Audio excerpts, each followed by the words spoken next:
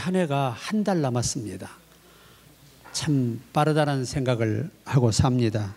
아무쪼록 우리가 남은 한 달을 소중한 시간 다시 돌아오지 않습니다. 그래서 더 생각하시고 기도하시며 정말 후회되지 않는 한 해로 마무리하시기를 바랍니다. 오늘 저는 주님을 전하기 위해라는 그런 제목으로 말씀을 드리고자 합니다. 우리가 이 성찬에 참여하는 목적은 예수님이 정하셨습니다. 나의 죽으심을 오실 때까지 전해라. 전도를 위해서. 이 말의 의미는 나를 위해서 헌신하라. 나로 모든 사람이 나를 잊지 못하게 하라. 왜? 나를 잊어버리면 모든 걸 다 잃어버리기 때문입니다. 그것이 전하라는 목적입니다. 우리도 그분을 전하면서 기억해야 되고 모든 이들이 그리스도의 죽음과 고난과 피 흘리심과 부활하심을 다 기억하고 마음에 깊이 믿어야만이 구원에 이르기 때문입니다. 그래서 첫째, 우리가 아담의 범죄부터 시작합니다. 아담이 하나님과의 언약을 파기했습니다. 언약을 파기한 사람은 아무런 고난이 없습니다. 언약을 지키는 자만이 고난이 있는 것이죠. 인간은 사탄에게 속아서 하나님과의 약속을 저버렸습니다. 영원한 지옥의 심판이 결정됐습니다. 그런데 하나님이 특단의 조치로 인간에게 사랑을 베푸시기를 결정하시게 됩니다. 그것이 바로 창세기 3장 15절, 내가 너를 여자와 원수가 되게 하고 너의 후손도 여자의 후손과 원수가 되게 하겠다. 여자의 후손이 내 머리를 상할 것이며 너는 그 발꿈치를 상하게 할 것이니라. 예수께서 머리를 상한다는 말은 사탄에게 주어진 모든 권세, 인간의 범죄함으로 인하여 사탄에게 빼앗겼던 모든 권세를 되돌려 주기 위해서 그들의 모든 고난을 다 폐기시켜버리는 이 의미가 정사와 권세를 십자가에 못 박아 승리하셨느니라. 사탄의 권세를 다 무너뜨리고 깨뜨림을 말씀한 것입니다. 다시 말하면 사탄이 이제 우리에게 죄를 짓게 할 수는 있어요. 실수하게 할 수는 있어. 하지만 우리를 그로 인해서 지옥으로 던질 수 있는 모든 고난이 박탈됐음을 말씀하신 것입니다. 자, 그리고 발꿈치를 상한다는 말의 히브리의 모든 교리서에서는 예수님이 땅에서 몸소 모든 고난을 겪으실 것을 말씀하신 것입니다.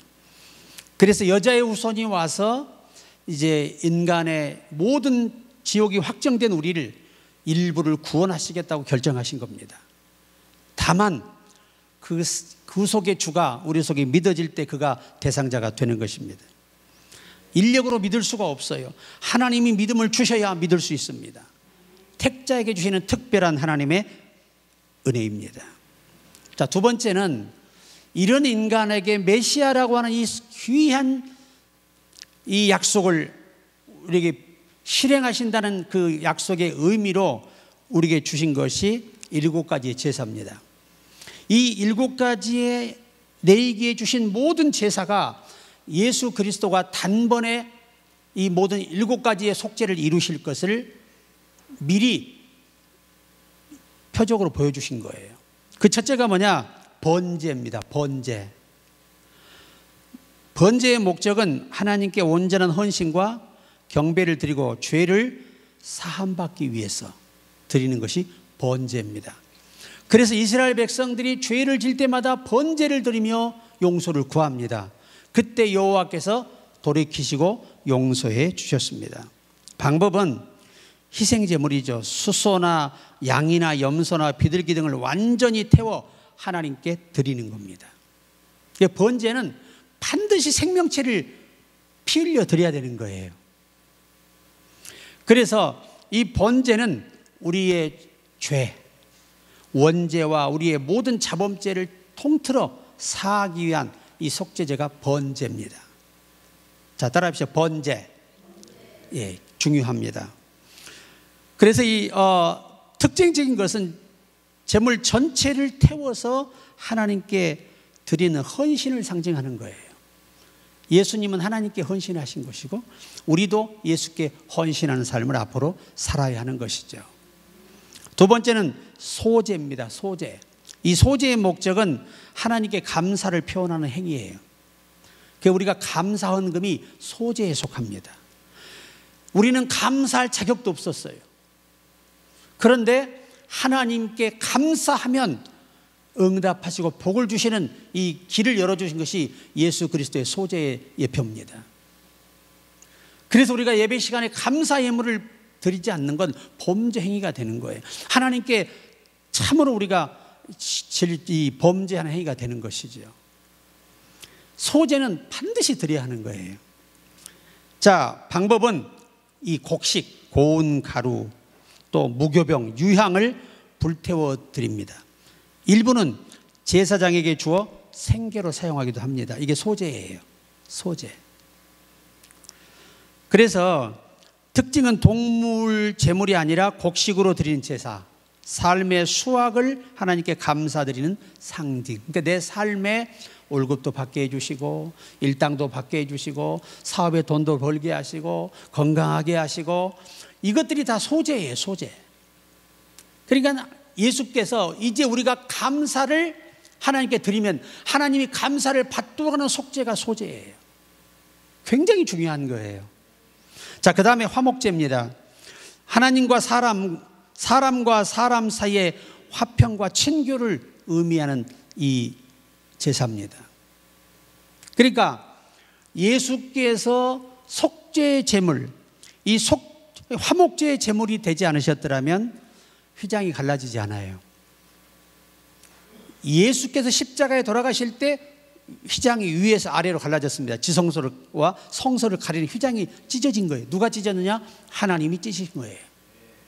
왜 찢었느냐? 이제 죄가 해결됐으니 이 휘장이 죄거든요. 죄. 우리 인간과 하나님의 사이를 막아놓은 죄예요.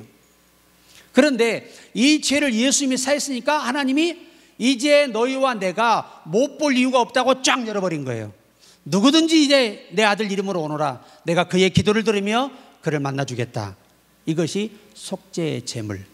그래서 오늘날 어떤 분들은 하나님 앞에 기도 응답의 제물을 많이 드려요. 하나님 이 기도를 응답하심을 감사하다고 미리 감사드리는 게 화목제. 그래야 하나님과 소통이 되고 하나님이 그 기도를 들으시는 거예요. 자, 아멘이 좀 적네. 열심히 이렇게 준비해서 말씀을 전할 때 성의가 괘씸해서 아멘을 크게 하시기 바랍니다.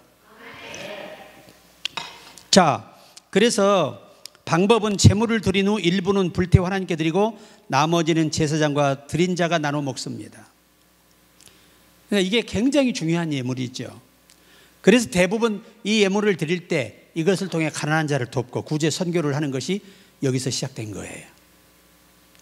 예수께서 남을 도울 수 있는 마음을 우리 속에 새로운 기관을 회복시키신 거예요.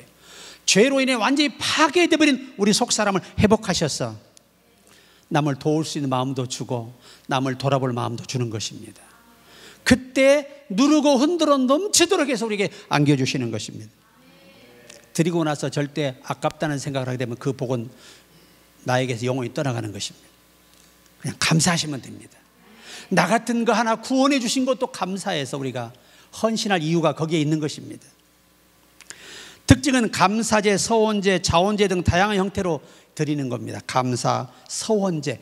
우리가 이 화목제 안에 소원 기도도 들어가는 거예요. 소원 기도, 작정 기도. 이 다 작정, 내가 이번에 올해 주여 내가 몇 명을 전도하겠습니다. 이 다 작정이에요. 이게 전부 다 화목제 안에 들어가는 겁니다. 예수께서 이 일을 이루셨기 때문에 우리가 전도할 능력이 생기고 또 많은 역사를 이룰 수 있는 일꾼들이 되게 된 것입니다. 그 다음에 속죄제입니다. 목적은 죄에 대한 용서를 구하기에 드리는 제사입니다. 방법은 험없는 제물을 드려 죄를 대신 짊어지게 하는 겁니다. 이게 속죄입니다.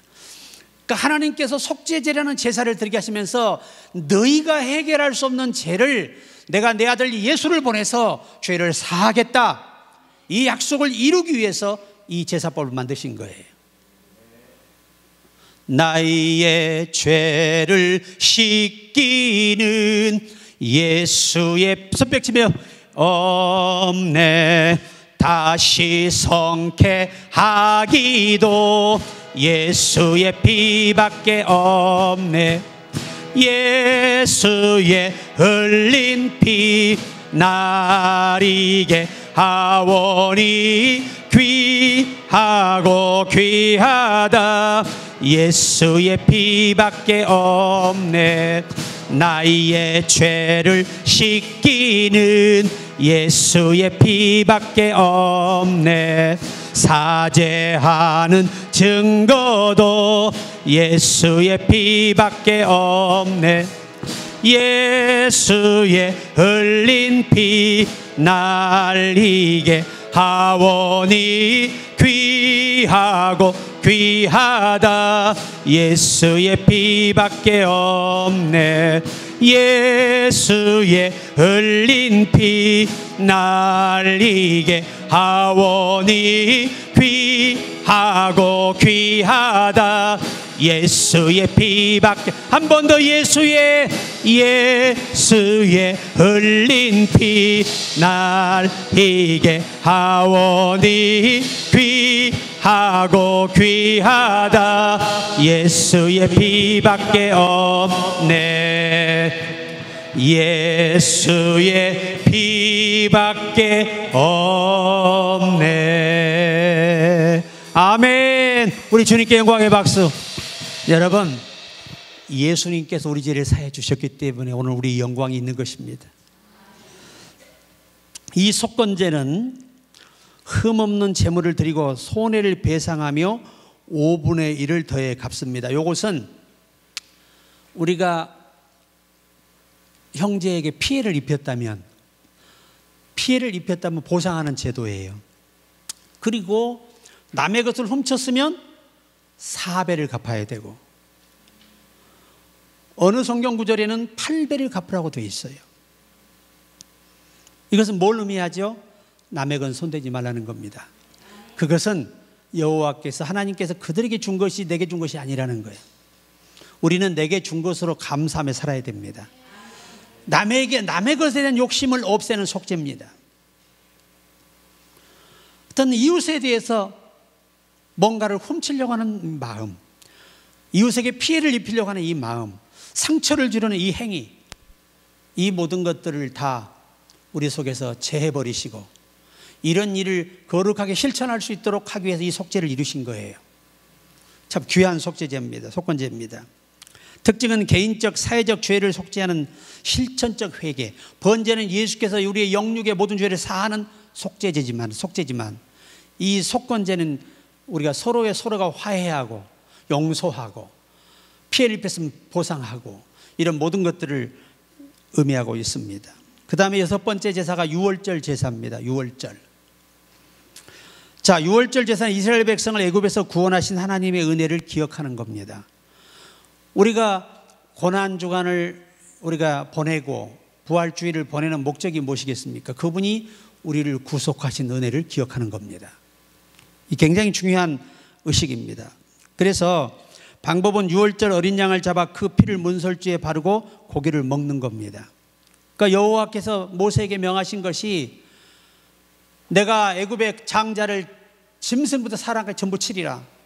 너희는 살고 싶으면 이 양쪽 문설주 임방 위에다가, 당시에 뭐 문이 있겠습니까? 텐트인데 텐트 위에 쪽 양쪽에다 피를 바르는 거예요. 그 피를 바르면 죽음이 넘어갔습니다. 오늘 예수의 피를 발랐다는 것이 오늘 우리 속에 새기고 믿는 겁니다.